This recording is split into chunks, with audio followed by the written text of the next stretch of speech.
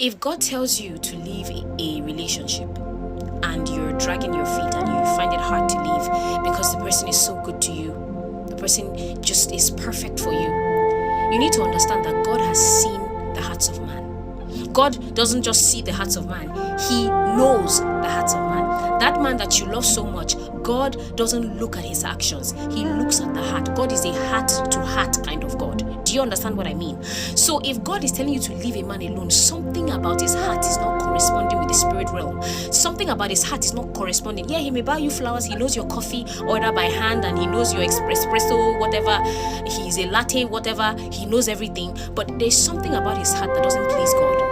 So we need to start trusting the Lord because He knows the hearts of man. You only know his actions. You can only tell by his actions, but God can tell by his heart. And not just his heart right now, but his heart in 10 years. God can tell by his heart in 20 years. God can tell by his heart in 30 years. Do you understand what I mean? Listen to me quick. So if God tells you, leave that person, please understand that God has already diagnosed their heart, and their heart is not good for you in the long run. We need to trust that God knows people more than us. Let me repeat that. You need to learn, accept, and process the fact that God knows people more than we do. We only know people by their actions. God knows them because He made them. You are not the same. You are not on the same level as God. You should not be dragging disobedience around. You should not carry somebody else on your head that God has rejected. God knows that person way more than you ever will. You should not disobey God when He talks to you concerning people. He knows far too much for you to disregard His knowledge. He knows far too much for you to disregard His wisdom.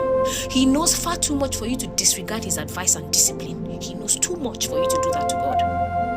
And so with that being said, you need to trust in God's omnipotent, omniscient ability to exist in your life.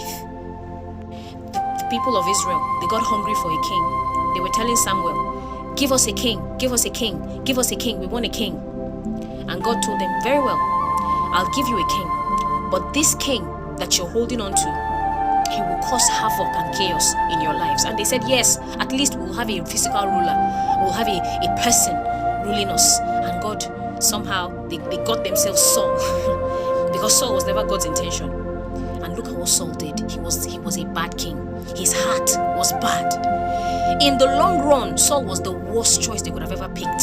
You see, God is a long run kind of God. And if that man's heart cannot stand God in the long run, then he cannot be your husband. And with that being said, God bless you.